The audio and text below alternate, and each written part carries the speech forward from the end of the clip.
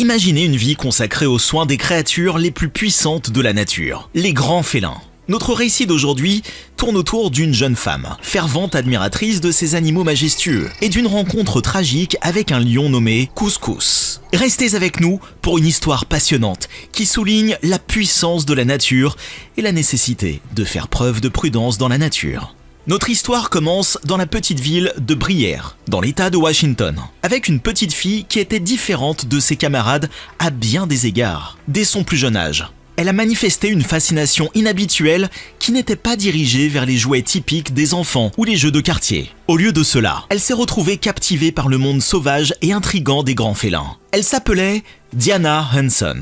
Alors que les autres enfants de son âge passaient leur temps avec des poupées ou des petites voitures, elle trouvait sa joie dans des livres et des documentaires sur les lions, les tigres et les léopards. Cet intérêt profond n'était pas une phase fugace qui va et vient avec l'enfance. Il s'agissait d'une vocation puissante, d'une direction dans laquelle sa vie allait bientôt s'engager. Cette passion était aussi rare que les créatures majestueuses qui l'attiraient. En grandissant, sa fascination n'a pas faibli. Au contraire, elle est devenue une partie intégrante d'elle-même. Chaque projet scolaire, chaque essai et chaque présentation semblait tourner autour de ces magnifiques créatures. Il était clair qu'il ne s'agissait pas d'un simple intérêt, mais d'une passion, d'un objectif, d'un rêve.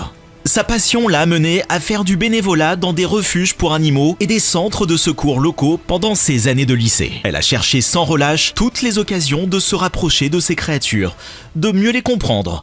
Son engagement sans faille et sa soif inextinguible de connaissances ne sont pas passés inaperçus. Ses expériences, ses tremplins, l'ont guidée sur le chemin d'un lieu remarquable, le sanctuaire Cat Haven, à Dunlap, en Californie. Le sanctuaire, niché dans le magique paysage des contreforts de la Sierra Nevada, semblait être un rêve devenu réalité pour notre jeune protagoniste. Il ne s'agissait pas seulement d'un sanctuaire pour grands félins, mais de la manifestation de ses rêves d'enfant. C'était un endroit qui non seulement permettait, mais accueillait son dévouement inébranlable et sa fascination insatiable pour les grands félins. C'est là que ses rêves ont commencé à prendre forme, que sa passion d'enfance allait devenir le point central de l'œuvre de sa vie. Elle était loin de se douter que ce beau voyage aurait un impact considérable, que nous découvrirons au fur et à mesure de notre récit. Transformer une passion d'enfance en une mission de vie n'est pas une mince affaire. Pour Diana Hanson, ce fut un parcours pavé d'une myriade d'expériences. Du bénévolat dans les refuges pour animaux de sa ville natale de Washington, au travail dans des centres renommés de réhabilitation des animaux sauvages à travers les États-Unis. Son parcours est loin d'être ordinaire. Chaque opportunité de volontariat a ajouté une nouvelle dimension à sa compréhension, qu'il s'agisse d'apprendre les particularités et les habitudes des différents animaux sauvages ou de participer au processus difficile mais gratifiant de leur réhabilitation. Ces expériences ont élargi ses connaissances et approfondi sa passion.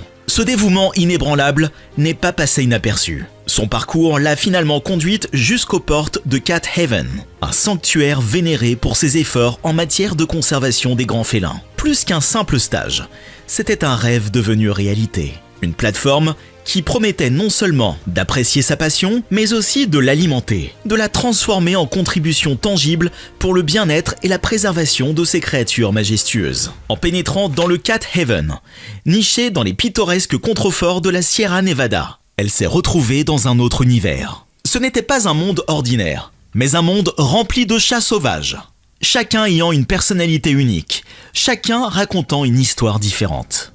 Chaque jour au sanctuaire était une nouvelle aventure, une nouvelle leçon. Des cougars furtifs qui parcourent leurs enclos avec une grâce silencieuse mais indéniable.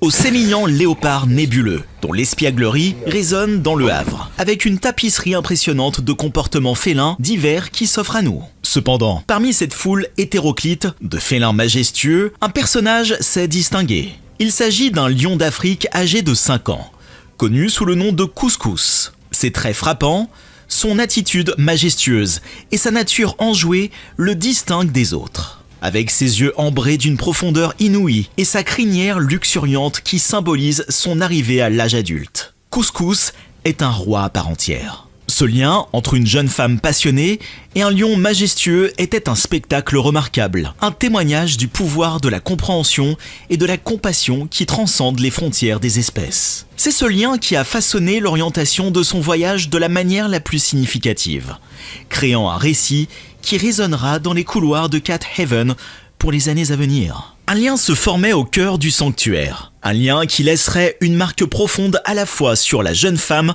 et sur Couscous. Le lion enjoué n'était pas pour elle un gros chat de plus dans le sanctuaire, mais une présence spéciale qui occuperait beaucoup de ses pensées et une grande partie de son temps. Ses rugissements, déclarations résonnantes de la puissante lignée, n'étaient plus de simples sons pour elle, mais un langage qu'elle avait appris à comprendre. Ses comportements, ses habitudes, tout cela était devenu quelque chose de familier, quelque chose de cher. Elle passait des heures à observer Couscous, chaque minute renforçant son respect et son admiration pour le roi de la jungle. Pourtant, à mesure qu'elle se rapprochait de Couscous, le personnel du sanctuaire et elle-même étaient parfaitement conscients des dangers inhérents. Sauvage de cœur et de nature, Couscous était un animal magnifique, enjoué, mais d'une puissance imprévisible. Le sanctuaire était sa maison, mais il n'était pas un animal de compagnie. C'était un lion, dans toute sa magnificence et sa nature imprévisible. Les protocoles de sécurité ont été strictement respectés,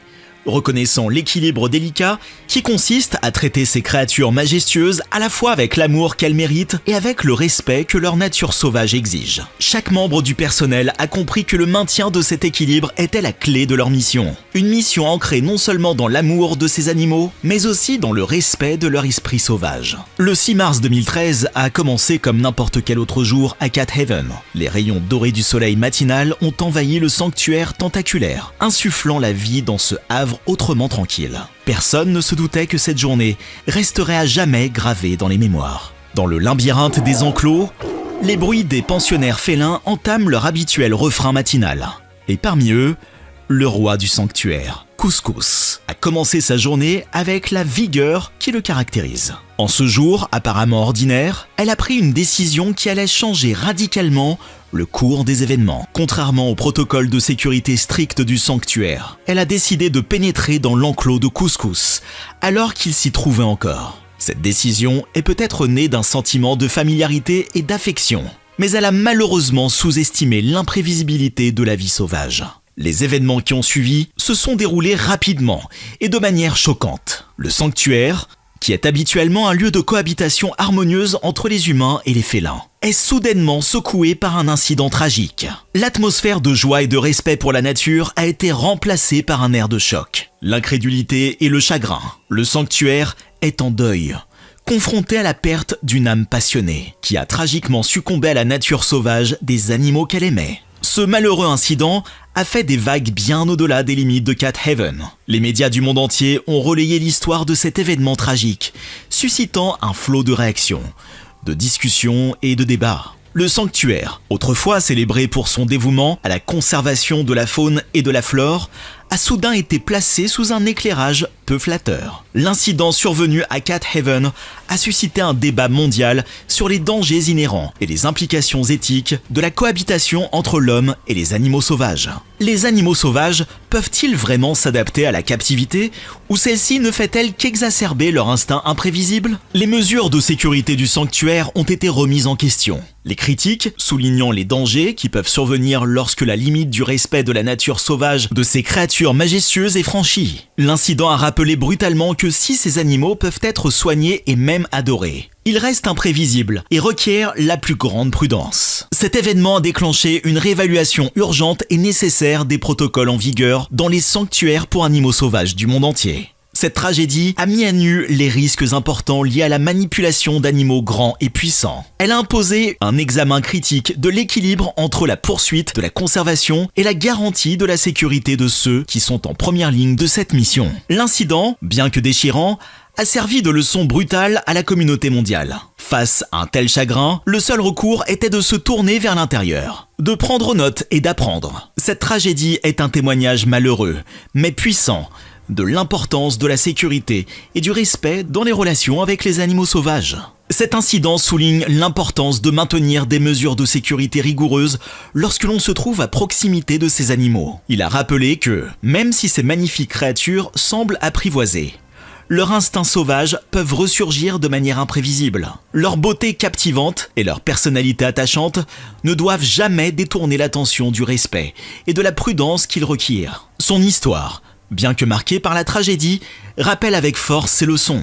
Même en son absence, son héritage continue d'insister sur la nécessité de la sécurité, du respect et de la compréhension dans les relations avec des créatures aussi formidables.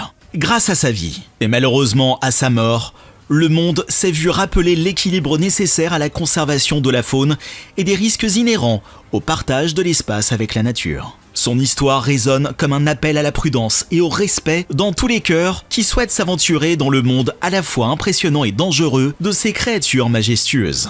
Conclusion. Au moment de clore ce récit, il est important d'honorer la vie de cette femme passionnée, une femme qui s'est donnée pour mission d'œuvrer à la conservation et la préservation des créatures qui lui tenaient tant à cœur. Sa passion pour les animaux, et plus particulièrement pour les grands félins, a été le phare qui a guidé le chemin de sa vie. D'une enfant curieuse à Breer, dans l'État de Washington, à une écologiste dévouée à Cat Haven, son parcours a été marqué par le courage, la détermination et la poursuite incessante de ses rêves. Même face aux immenses défis que représente le travail avec des animaux sauvages imprévisibles, elle n'a jamais dévié de son chemin. Malgré la conclusion tragique de son parcours, son histoire ne s'arrête pas là. Elle a laissé un héritage, une empreinte qui continue d'inspirer tous ceux qui entendent son histoire. Sa passion, son engagement, sa fin tragique sont autant de rappels poignants des coups et des récompenses liées à la poursuite d'une passion. En son honneur, rappelons-nous non seulement les circonstances tragiques de sa mort, mais aussi l'immense passion et l'amour qu'elle portait à son travail. Elle cherchait à faire la différence, et c'est ce qu'elle a fait, bien plus qu'elle n'aurait pu l'imaginer. Aujourd'hui, alors que nous nous souvenons d'elle, perpétuons son héritage. Continuons à respecter, à aimer et à soigner ces magnifiques créatures comme elle l'a fait. Ce faisant, nous pourrons entretenir la flamme de sa passion et inspirer les générations futures à emprunter le chemin de la conservation, avec la même ferveur, le même respect et la même prudence. Si vous avez trouvé cette histoire émouvante, cliquez sur le bouton j'aime. Partagez-la avec vos amis et envisagez de vous abonner à notre chaîne pour recevoir d'autres histoires intéressantes. N'oubliez jamais que chaque interaction avec la nature implique une responsabilité. Restez curieux, humble et respectueux de la nature jusqu'à notre prochaine histoire. Accrochez-vous à votre siège, car nous sommes sur le point de plonger dans l'histoire glaçante des 2 lions mangeurs d'hommes les plus célèbres de l'histoire. Ces bêtes sans hommes rôdaient dans les régions sauvages de Tsavo, au Kenya, et ont coûté la vie à plus d'une centaine de cheminots. Pendant leur règne de terreur, la simple mention des lions de Tsavo faisait frissonner les âmes les plus courageuses. Aujourd'hui, nous allons découvrir la terrifiante vérité qui se cache derrière la légende des mangeurs d'hommes de Tsavo. Attention, cette histoire n'est pas pour les âmes sensibles. En 1898, les colons britanniques ont commencé à construire un pont ferroviaire sur la rivière Tsavo au Kenya. Quelques milliers d'ouvriers, pour la plupart originaires d'Inde, se sont rassemblés dans plusieurs camps à proximité du chantier, qui s'étendait sur près de 20 km. Le projet était dirigé par le lieutenant-colonel John Henry Patterson, qui est arrivé sur le site quelques jours seulement après que certains travailleurs aient été tués par un couple de lions présumés. À son arrivée, le colonel a été informé de la situation et du fait que certains travailleurs avaient également disparu. La situation se détériore si rapidement que le projet de chemin de fer est presque interrompu parce qu'un couple de lions vicieux, avides de chair humaine, attaque les travailleurs qui osent s'éloigner dans leur campement. Ce n'est pas tout. Les lions ont même attaqué et tiré les travailleurs de leur tente pendant leur sommeil. Ce fut un cauchemar plein d'horreur et de peur. Toutes les tentatives pour dissuader les lions ont échoué et la décision de chasser et de tuer les bêtes a été prise. C'est à partir que là qu'a commencé l'histoire des 2 lions déterminés de Tsavo, qui ne craignaient pas les armes humaines, et de leurs nouveaux chasseurs. Il ne s'agit pas d'une histoire où les rois de la jungle deviennent des chasseurs, mais plutôt d'un face-à-face entre les bêtes et les hommes. Tout a commencé lorsque le lieutenant-colonel John Henry Patterson est arrivé à Tsavo pour superviser la construction du pont ferroviaire. Il était loin de se douter qu'il allait rencontrer les bêtes les plus féroces de toute l'Afrique. Lorsque les travailleurs ont commencé à disparaître, Les uns après les autres, des rumeurs de lions tueurs ont commencé à se répandre dans la région. Mais ce n'est que lorsque Patterson a été le témoin direct de ces attaques effroyables qu'il a réalisé l'ampleur du danger auquel il était confronté. Ces lions n'étaient pas de simples prédateurs, c'étaient des mangeurs d'hommes qui avaient un goût prononcé pour la chair humaine. Chaque jour et chaque nuit, le couple de lions méchants attaquait, tuait et dévorait les victimes. Mais les choses ont commencé à changer lorsque des centaines d'ouvriers ont fui le chantier du pont, entraînant l'arrêt de la construction. Même le responsable du district de Tsavo, M. Whitehead, a échappé de justesse à la mort, tué par l'un des lions après son arrivée au dépôt ferroviaire de Tsavo dans la soirée. On ne peut pas dire autant de son assistant Abdullah, qui a été tué alors que M. Whitehead s'en est sorti avec 4 lacérations de griffes dans le dos. Le colonel Patterson n'a alors d'autre choix que de mettre fin au bain de sang et ordonne à ses hommes de commencer à chasser les lions mangeurs d'hommes par tous les moyens possibles. Et la chasse commença. Cependant, Patterson manque de soldats entraînés et doit attendre une semaine avant que les renforts n'arrivent. Pendant cette période, les tentatives des travailleurs pour repousser les lions à l'aide de feux de camp et de clôtures d'épines ont échoué.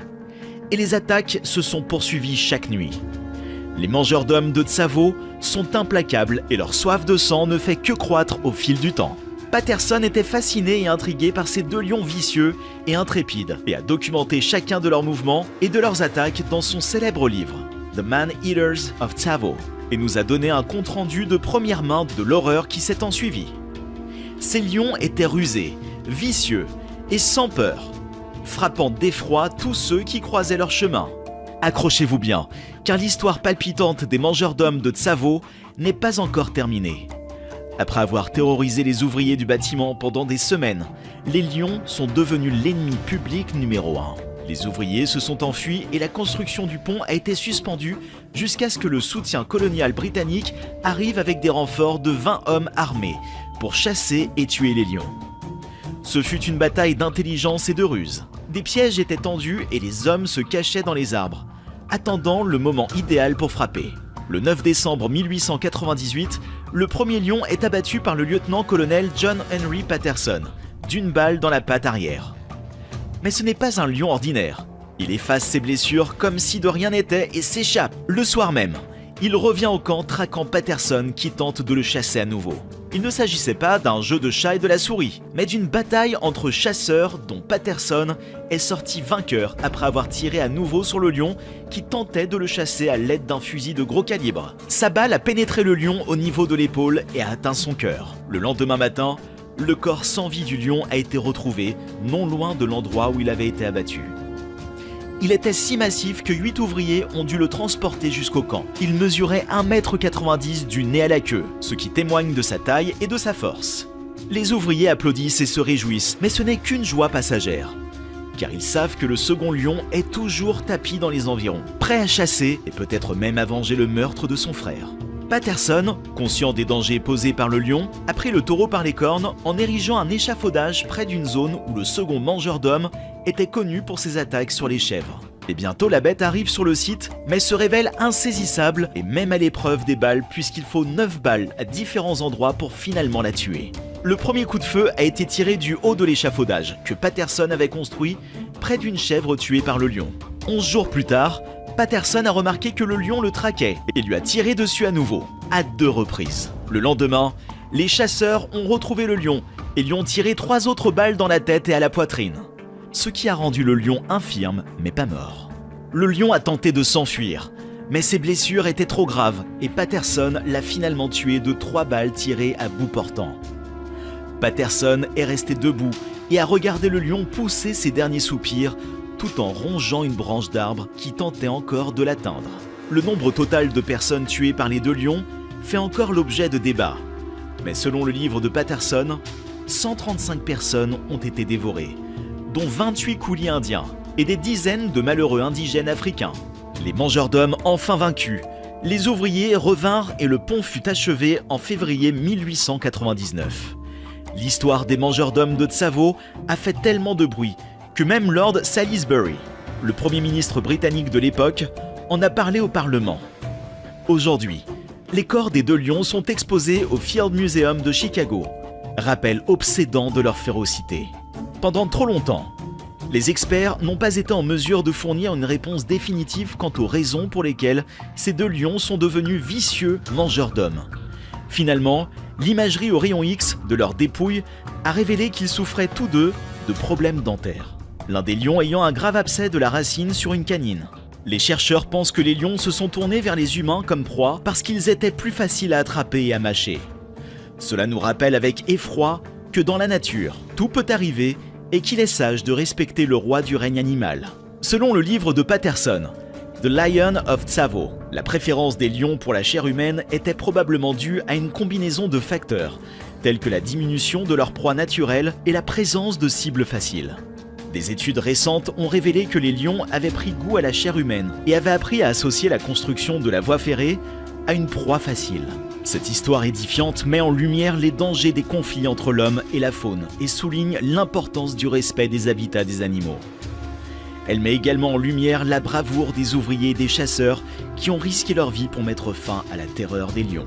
Malgré le temps qui passe, l'histoire des mangeurs d'hommes de Tsavo reste d'actualité. Elle sert de rappel pour comprendre le comportement des animaux sauvages. Si vous avez aimé cette vidéo, abonnez-vous à notre chaîne et donnez-lui un pouce pour nous aider à créer plus de contenu de haute qualité. N'oubliez pas de cliquer sur la cloche de notification pour être informé de nos dernières vidéos. Merci de nous avoir écoutés.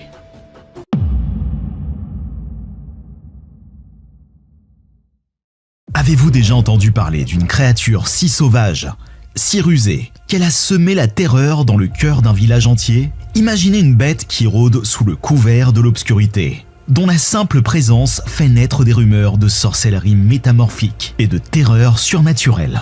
Et si je vous disais qu'une telle créature existe vraiment, préparez-vous à un voyage glaçant au cœur de Mafui, un village prisonnier des griffes d'un monstrueux prédateur. Rejoignez-nous et plongez dans les chapitres palpitants de l'épouvantable saga du mangeur d'hommes de Mafui. Assistez à la lutte désespérée pour la survie, aux triomphes et aux échecs, et à l'esprit inébranlable de ceux qui ont osé défier une bête démoniaque. Mais attention, ce récit n'est pas pour les âmes sensibles, car il dévoile les recoins les plus sombres de la fureur de la nature et les profondeurs glaçantes de la peur humaine. Le lion. Connu plus tard sous le nom de mangeur d'hommes de Mafui, mesurait 3,2 mètres de long, 1,2 mètre à l'épaule et pesait environ 249 kg. Il n'avait peur ni des hommes, ni des bêtes, ni des fusils. Il a terrorisé le village de Mafui et ses environs pendant des mois avant d'être finalement abattu d'une balle dans la tête. Mafui, un minuscule village de la province orientale de Zambie, est connu pour être l'entrée du parc national de South Luangwa. Mafui est aujourd'hui une destination touristique réputée et une zone de conservation de la faune qui propose des safaris, des aires de camping et des lodges où les visiteurs peuvent interagir directement avec les éléphants. Notre histoire se déroule toutefois dans les années 1990, à une époque où Mafui n'était pas aussi accueillante pour les touristes qu'elle ne l'est aujourd'hui. Deux garçons jouaient dans les plaines pendant l'été étouffant de 1991, après le coucher du soleil. Ils devaient rentrer au village avant que l'énorme soleil orange ne se couche à l'horizon.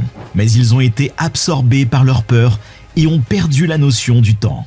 Ils ont entamé leur pénible voyage de retour au coucher du soleil, espérant que leurs parents seraient compréhensifs et leur pardonneraient leur retard. À leur insu, un prédateur mortel les guettait dans les hautes herbes de la savane, attendant l'occasion idéale pour frapper. L'un des garçons a été projeté au sol par un grand lion qui a soudainement surgi alors que les garçons s'approchaient d'un embranchement. Le lion a rapidement mordu le cou du garçon, le tuant en quelques secondes avant même qu'il ne puisse cligner des yeux. Le deuxième garçon s'est enfui pour chercher de l'aide, en état de choc et de panique, titubant à travers la distance noire aussi vite que ses jambes le lui permettaient. Il a dû courir sur une bonne distance, à bout de souffle, avant de rencontrer des gardes-chasse qui l'ont aidé à appeler la police.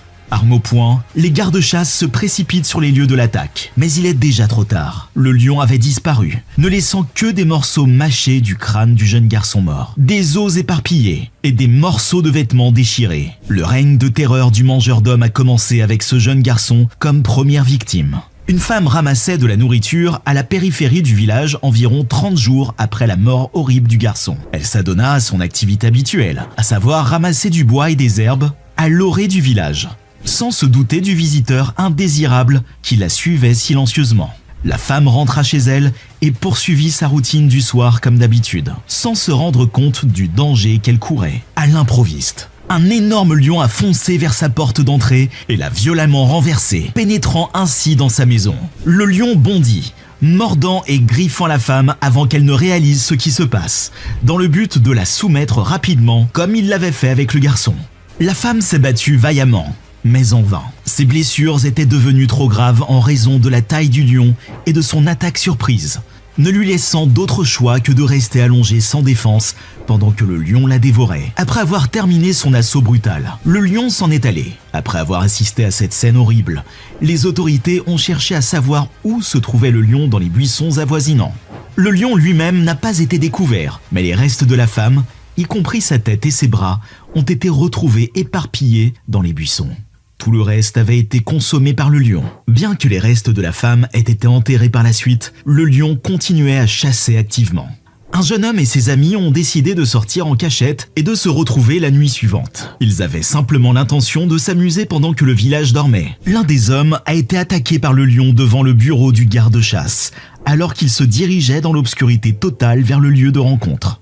Le lion l'a immédiatement attaqué après l'avoir fait tomber au sol, le mordant et le griffant à la tête et au cou. Le garde-chasse en service a tiré en l'air après avoir entendu l'attaque. Le jeune homme s'est retrouvé en sang sur le sol lorsque le lion, effrayé, s'est enfui dans le fourré. Il a été transporté à l'hôpital, mais ses graves blessures lui ont fait perdre beaucoup de sang. Malheureusement, le jeune homme est décédé des suites de ses blessures. 3 autres personnes ont péri sous les coups du lion au cours des semaines suivantes. L'une d'entre elles, une villageoise, a été tuée par le lion en plein jour sous son porche. Le lion lui a tendu une embuscade sous les yeux des gardes-chasse du quartier venus l'avertir. La femme est décédée avant d'arriver à l'hôpital parce que les gardes n'ont pas pu agir assez rapidement. 6 personnes ont déjà péri sous les coups du mangeur d'hommes de Mafui. Les autorités et les villageois n'ont pas su comment arrêter cette bête meurtrière. Ils ont abattu une lionne de la troupe en août 1991 après l'avoir choisie au hasard. Mais les agressions ont persisté.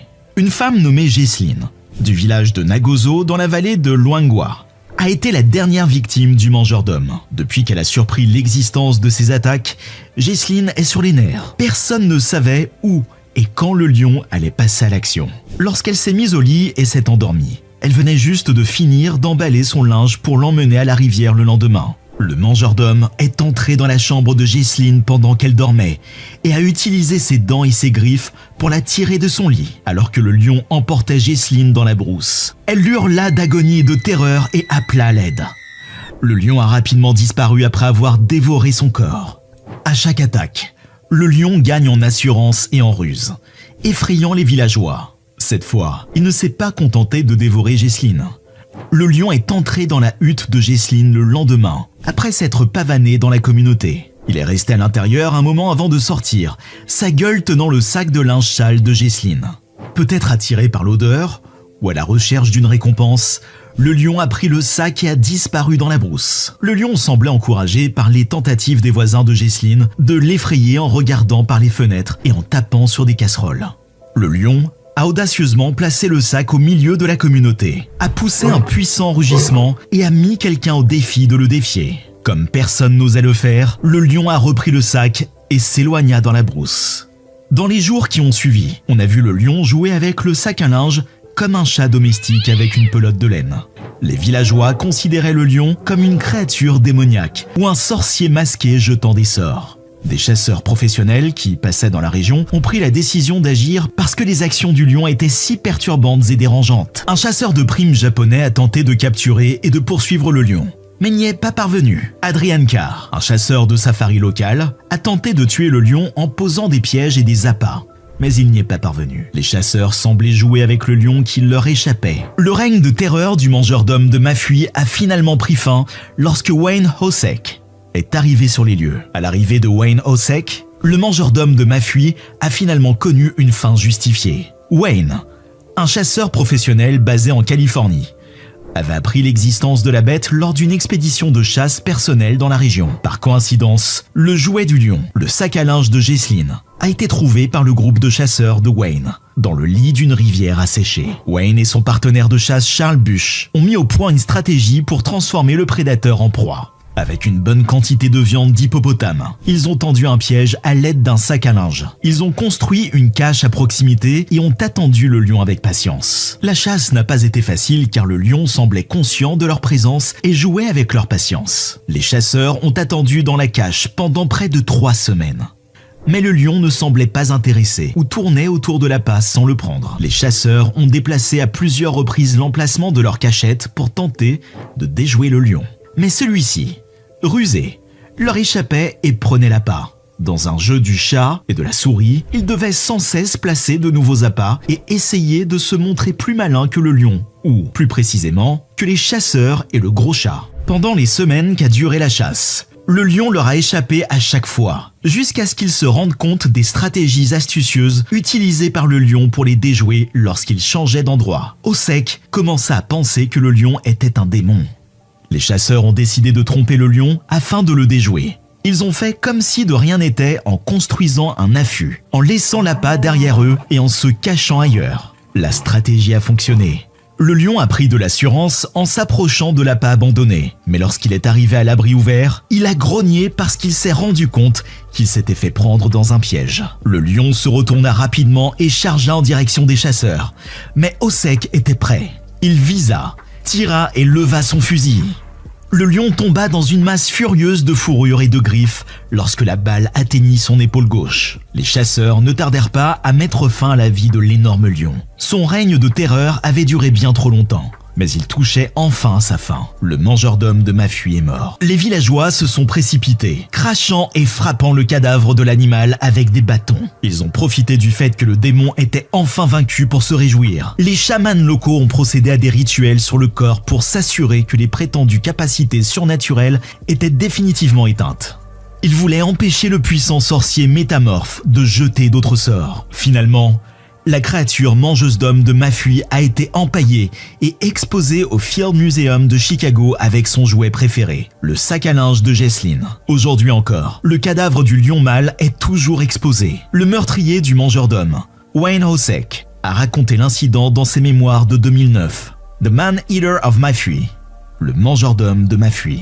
Le lion a tué un nombre relativement faible de personnes pour un animal aussi redouté, mais il est néanmoins devenu une légende locale et un croque-mitaine dans les contes racontés aux enfants à l'heure du coucher, les mettant en garde contre les dangers de se coucher tard et de ne pas faire attention à d'éventuels rôdeurs. Même s'ils sont majestueux, les lions n'en restent pas moins de dangereux prédateurs. Et tout contact avec un lion en liberté se solde généralement par une catastrophe pour quiconque croise son chemin. Votre corps est déchiré par ses dents et vous hurlez à l'agonie. Merci de vous joindre à nous pour cette terrifiante expédition dans l'inconnu. N'oubliez pas de rester vigilant, car les ombres peuvent encore receler des secrets qui n'ont pas encore été révélés. Jusqu'à ce que nous nous revoyions, restez en sécurité et gardez l'esprit d'aventure. Vous avez aimé cette vidéo ? Nous sommes sûrs que vous l'avez aimée, alors likez, abonnez-vous et rejoignez-nous lors de notre prochaine quête exaltante. Jessel était jeune et belle. C'était un bel après-midi alors qu'elle était assise dans sa Porsche en train de plier du linge, attendant que son mari et ses enfants rentrent à la maison. Elle ne se doutait pas qu'un lion assez malade et féroce la traquait, attendant de lui prendre la vie et de dévorer son corps. Elle fut assassinée par le tristement célèbre lion de feu, qui la traîna dans les fourrés après lui avoir infligé une morsure mortelle au cou. Malheureusement, il ne restait que sa tête et ses bras. Le lendemain, le lion mangeur d'hommes retourna chez Ghislain, s'introduisit en douce et récupéra le panier à linge. Au cours des semaines suivantes, il y jouait, l'abandonnant uniquement lorsque Ghislain quittait la maison. Le lion mangeur d'hommes, connu sous le nom d'Enfougueux, n'était pas un lion ordinaire, il était intelligent et rusé, aimant taquiner les chasseurs expérimentés et furtifs appelés pour l'éliminer. Il était audacieux et courageux, mais aussi impitoyable, ayant développé un goût pour la chair humaine, n'hésitant pas à arracher des gens, jeunes et vieux, de l'intérieur de leur maison. Le nombre exact de personnes qu'il a tuées et mangées est incertain, mais il y a 6 cas confirmés avec des détails glaçants. Les habitants étaient tellement terrifiés par son comportement étrange et mortel qu'ils ont fini par croire qu'il était un chaman changeant de forme ou possédé par un esprit maléfique. À ce jour, certains pensent que c'est vrai. C'est le récit de l'histoire insensée de magie noire derrière le lion mangeur d'hommes d'Enfougueux. Depuis 1991, La petite ville d'Enfiu dans le célèbre parc national de South Luangwa en Zambie est devenue une destination pour les touristes fascinés par l'une des histoires les plus horrifiantes de lions mangeurs d'hommes. L'histoire tourne autour d'un lion qui terrorisait la ville et ceux qui venaient le chasser. Dans certaines littératures africaines, le lion d'Enfiu est qualifié de démon ou de force maléfique animée par la magie noire. Ce qui a vraiment déconcerté les autorités locales et instillé la peur dans le cœur des gardes armés, c'est le fait qu'il était en bonne santé et qu'il n'y avait pas de pénurie de proies naturelles. Le cauchemar a commencé le 9 juillet 1991, lorsque deux enfants de 11 ans rentraient seuls chez eux après une journée de plaisir avec des amis dans un village voisin. Ils étaient détendus, jouant et plaisantant sur les lions en marchant, ignorant qu'ils allaient être terrorisés par un lion affamé qui, pour une raison connue de lui seul, avait développé un goût pour la chair humaine. Alors que les deux enfants marchaient, le lion est apparu juste devant eux, comme s'il était descendu du ciel ou remonté des profondeurs de l'enfer. Ces pauvres enfants se sont retrouvés face à face avec ce que l'enfant survivant a décrit plus tard comme un lion géant aux yeux maléfiques. Même les adultes les plus courageux auraient été terrifiés par une telle scène, on ne peut donc imaginer ce que ressentaient ces deux enfants. Ils restaient figés dans le temps, attendant que la bête parte, mais à leur horreur, elle les a attaqués et a attrapé l'un d'eux facilement. L'enfant criait de douleur et d'agonie pendant que le lion le traînait dans la forêt. Quelques secondes plus tard, les cris et les pleurs se sont tus lorsque le lion a étouffé l'enfant jusqu'à la mort avec ses puissantes mâchoires. Malheureusement, il a mangé l'enfant, ne laissant derrière lui que quelques os et des vêtements déchirés. L'autre enfant qui a survécu à l'horreur est parti en courant vers le village, criant et demandant de l'aide. Les gens se sont rassemblés autour de lui, lui demandant ce qui s'était passé.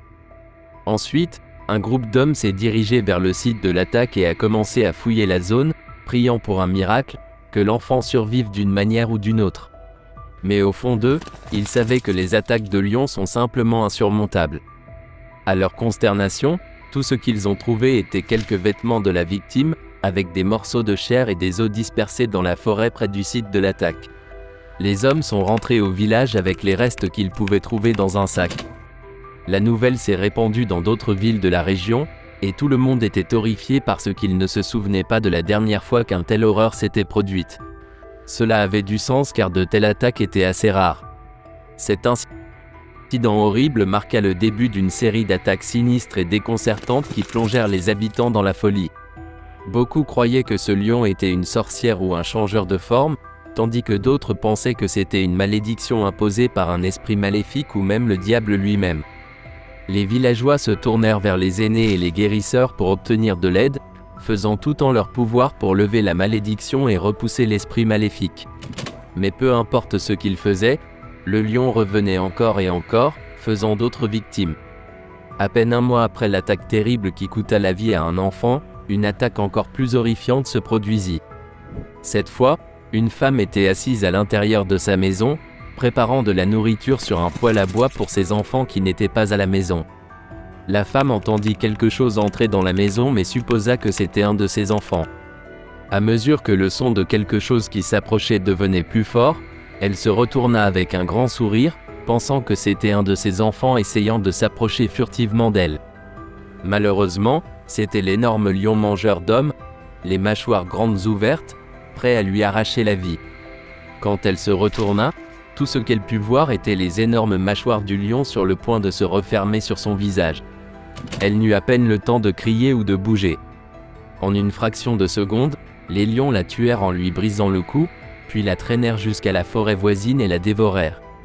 1 heure plus tard, ses enfants rentrèrent à la maison et virent du sang par terre, leur mère ayant disparu. Ils furent effrayés et coururent demander à leurs voisins s'ils avaient vu leur mère. Les voisins se précipitèrent en entendant parler de sang par terre, suivirent les traces de sang jusqu'à la forêt et savaient immédiatement que la femme avait été traînée par quelque chose, probablement le même lion mangeur d'hommes qui avait attaqué un mois plus tôt. Une fois de plus, les hommes se rassemblèrent, armés de machettes et de bâtons, et pénétrèrent dans la forêt cauchemardesque pour mettre fin à l'horreur. Tout ce qu'ils trouvèrent furent quelques vêtements de la femme et sa tête dépourvue de visage. C'était presque comme si le lion transmettait le message qu'il pouvait dévorer un adulte à tout moment et que personne ne pouvait rien y faire. Les gens cessèrent de sortir la nuit, Les enfants étaient escortés par plusieurs adultes partout où ils allaient. Même les adultes commencèrent à se déplacer uniquement en groupe, et chacun s'assurait que ses portes étaient toujours fermées. Une véritable peur s'empara de la ville, et les gens appelèrent les autorités, réclamant justice. En conséquence, le bureau de district donna quelques instructions à des gardes forestiers pour patrouiller dans la ville jour et nuit, avec pour mission de localiser, capturer et déplacer le lion ou de le tuer si nécessaire. Mais en vain. Seul un garde était armé d'un pistolet, tandis que les autres avaient des bâtons, des filets et des machettes. Les gardes étaient aussi effrayés car les histoires sur le lion mangeur d'hommes, les esprits maléfiques et la magie noire étaient assez terrifiantes. Bientôt, le lion possédé attaqua à nouveau, et cette fois, la victime fut une fois de plus un innocent petit enfant enlevé juste devant sa famille pendant qu'ils étaient assis dans leur cabane. La famille de la victime, comme beaucoup d'autres dans la ville pauvre d'Anfougueux, vivait dans des cabanes faites de ce qu'ils pouvaient trouver pour se protéger. La plupart des gens ne pouvaient pas se permettre de construire de vraies maisons. Cette pauvre famille s'apprêtait à se coucher, et les enfants étaient réunis autour de leurs parents pour écouter les aventures de leur père ce jour-là, aidant les gardes forestiers à localiser le lion maléfique. Soudain, l'un des enfants hurla de douleur et d'agonie alors qu'il était traîné à grande vitesse par le lion, qui avait réussi à s'approcher furtivement pendant que la famille était assise dans leur cabane de fortune. Le lion avait littéralement passé sa tête à travers un trou dans le mur et avait emporté l'enfant. La mère et les frères et sœurs de l'enfant se mirent à crier de terreur, tandis que le père attrapait un bâton et courait pour sauver son fils. Heureusement, les gardes forestiers étaient près de la maison de cette famille et accoururent quand toute la famille cria aussi fort qu'elle le put. À leur horreur, ils trouvèrent le lion traînant l'enfant dans la forêt. L'un d'eux dégaina immédiatement son fusil et tira quelques coups en l'air, effrayant le lion et le faisant fuir vers la forêt. La seule raison pour laquelle le garde n'a pas tiré directement sur le lion était d'éviter de blesser accidentellement l'enfant.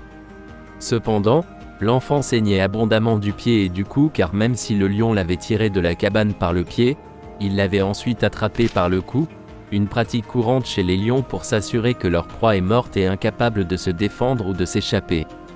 Les gardes forestiers emmenèrent l'enfant à l'hôpital, mais malheureusement, à leur arrivée, il était déjà décédé des suites d'une hémorragie interne grave. Cette attaque audacieuse du lion conduisit les autorités à envoyer plus de gardes forestiers dans la ville pour aider à protéger la population. Cependant, eux aussi furent horrifiés par le règne de terreur que ce lion féroce et rusé avait déclenché sur une ville assez pauvre. Le mystère s'approfondit alors que tout le monde était convaincu d'être la cible de magie noire, et qu'un sorcier contrôlait définitivement la bête. La méfiance grandissait parmi les gens, et les accusations commençaient à voler, conduisant presque à des chasses aux sorcières violentes. Il devint évident qu'un dévoreur d'hommes vicieux et maléfiques rôdait dans la région. Les attaques continuèrent, et le prédateur tua plusieurs autres personnes dans les semaines suivantes, généralement en plein jour et souvent en s'écrasant dans les maisons des gens. Chaque fois que le lion pénétrait dans la ville, les gardes ou quiconque le repérait donnaient le signal aux gens de commencer à frapper des casseroles et tout autre objet métallique qu'ils pouvaient trouver. Malheureusement, cela ne fonctionnait pas toujours, et les gardes n'étaient pas toujours proches. Pour les habitants, la vie devint insupportable car ils craignaient d'aller travailler ou de laisser leurs enfants hors de vue. Puis le lion frappa à nouveau dans une autre attaque sinistre qui coûta la vie à une jeune femme nommée Cheslin. Malheureusement, ces deux gardes étaient désarmés, avec des machettes seulement. Gilin était une jeune mère de 26 ans. Son mari avait une petite et humble boutique de souvenirs sur la route principale près du parc animalier. Il vendait surtout des articles faits à la main aux visiteurs et aux touristes. Ils avaient 2 enfants, et leur vie était simple et heureuse. Gilin était assise dans sa modeste Porsche à la maison, profitant de l'air frais tout en pliant des vêtements lorsque le lion a bondi sur elle de nulle part. Il a enfoncé ses longues dents dans son cou et a commencé à la traîner sauvagement dans la forêt. Ce qui était vraiment perturbant et déconcertant à propos de cette attaque particulière, c'est qu'elle s'est déroulée devant 2 gardes forestiers qui étaient à moins de 100 mètres. Bien qu'ils aient couru aussi vite qu'ils le pouvaient pour sauver Gilin, ils ont échoué car le lion était si puissant et rapide, même avec un humain de 50 kg dans ses mâchoires. Le cauchemar est devenu indescriptible car le lendemain, le lion est revenu à la maison de Cheslin alors que tout le monde était à ses funérailles.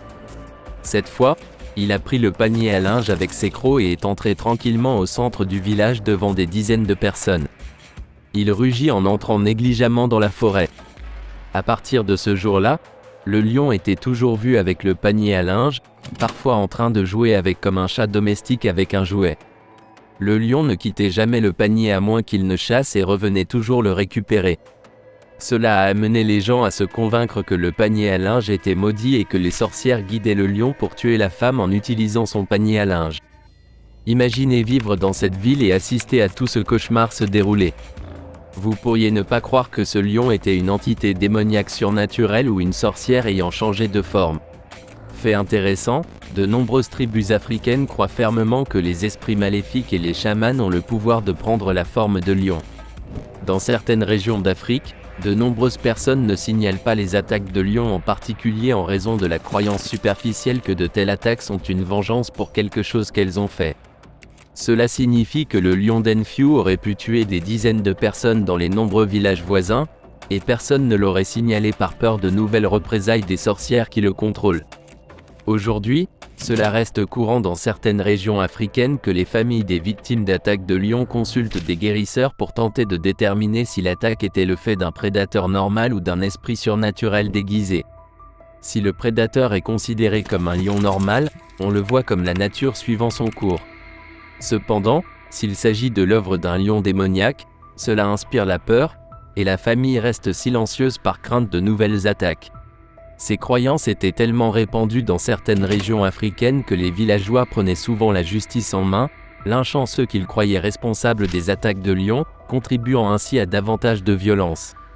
Dans le cas du lion de Fougueux, la plupart des anciens et guérisseurs de la ville étaient d'accord pour dire qu'il s'agissait d'une créature surnaturelle, semant encore plus de peur et d'horreur parmi les habitants. De nombreux chasseurs, tant locaux qu'internationaux, affluèrent à Enfiu après avoir entendu parler de ce lion puissant et mystérieux. Ils se défiaient les uns les autres, et certains disent qu'un couple d'entre eux est mort en essayant d'abattre cette bête mythique. Ensuite, un chasseur bien connu nommé Adriacar vint mettre fin à ce qu'il qualifiait de massacre de vie innocente et une honte pour tous les chasseurs qui échouaient dans leur tentative de localiser et de tuer le lion de fou. Adriacar a posé des pièges et attendu silencieusement derrière un affût l'arrivée de la bête dévoreuse d'hommes. C'était peu après minuit lorsque le lion est arrivé, mais Car ne pouvait s'empêcher de ressentir de la peur malgré le fait d'être armé de 2 fusils lourds et d'un pistolet. Ensuite, il entendit le lion se nourrir du leur, un processus que Car laissa durer pendant 20 minutes complètes avant de finalement diriger la lampe de poche directement sur le lion pour tirer. Car s'apprêtait à tirer, mais le lion était trop rapide et parvint à s'échapper. Car n'avait jamais vu un lion se déplacer aussi rapidement. Pendant un moment, il pensa que le lion s'était volatilisé dans l'air. Car ne renonça pas et fit plusieurs tentatives supplémentaires qui le conduisirent finalement à croire que ce lion n'était pas seulement très rusé, mais aussi maléfique. Souvent, il traquait et rugissait près des pièges et des affûts de chasse, semblant narguer les hommes armés comme s'il se moquait et jouait avec eux. À mesure que le nombre de décès augmentait, en septembre 1991, un safari-goer californien nommé Wayne Ushek et son compagnon, le chasseur professionnel Charles Bu, furent appelés pour tenter de mettre fin au règne de terreur du lion. Ces 2 chasseurs utilisaient autant leur intelligence que leurs compétences. Lorsqu'ils entendirent parler du panier à linge et de la façon dont le lion y était attaché, y revenant toujours, ils savaient que c'était quelque chose qu'ils pouvaient utiliser à leur avantage, et c'est exactement ce qu'ils firent. Bientôt, Ushek et Bu trouvèrent accidentellement le panier tout en explorant la région et décidèrent de construire un affût et d'y placer un appât. Cependant, le lion ne se montra pas, même s'ils pouvaient l'entendre tousser, rugir et rôder. Ils attendirent des jours, changeant de position plusieurs fois, mais le lion ne s'approcha pas du panier. Il était évident que d'une manière ou d'une autre, il savait que les chasseurs l'utilisaient contre lui. Le lion jouait également des tours d'esprit avec les 2 chasseurs, profitant de situations et volant l'appât plus d'une fois lorsqu'ils changeaient de position. Ushek décida alors qu'ils avaient besoin d'un nouveau plan. La nouvelle idée consistait à tromper le lion en lui faisant croire qu'il changeait d'endroit pour l'attirer. Le nouveau plan fonctionna car ils firent semblant de bouger, et les 2 chasseurs observèrent avec stupéfaction le lion s'approcher tranquillement des affûts abandonnés et du panier à linge sans crainte. Il se déplaçait rapidement, comme s'il savait que les cibles en mouvement rapide sont difficiles à tuer. Ushek saisit l'occasion et tira un coup directement derrière l'épaule gauche du lion, touchant plusieurs organes vitaux et peut-être son cœur, le faisant s'effondrer au sol. Enfin, après un règne d'horreur indescriptible, le lion dévoreur d'hommes d'Enfuge fut tué. Les habitants célébrèrent, croyant que la malédiction avait été levée. Ushek trouva beaucoup de choses perplexes à propos de ce lion. Par exemple, lorsqu'il s'approcha du cadavre du lion, il semblait devenir plus grand, à l'opposé de ce qui se passe habituellement. De plus, il avait un nouvel appareil photo qui dysfonctionnait lorsqu'il essayait de photographier la bête morte. Cela le fit penser que ce lion était vraiment maléfique et peut être possédé par un esprit maléfique car c'était la deuxième fois qu'il essayait de prendre une photo et que l'appareil photo se cassait.